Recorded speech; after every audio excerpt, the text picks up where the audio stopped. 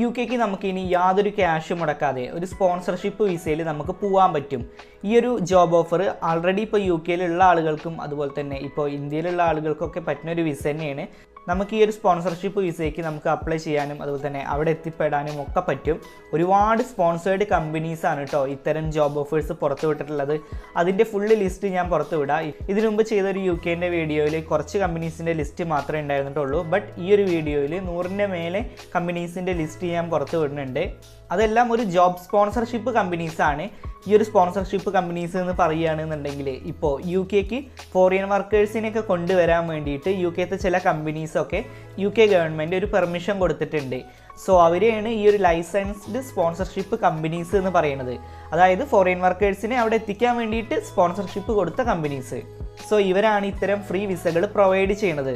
U K എന്ന് പറയുകയാണെന്നുണ്ടെങ്കിൽ നമുക്കറിയാം 4 രാജ്യങ്ങൾ കൂടി ചേർന്ന ഒരു കിങ്ഡം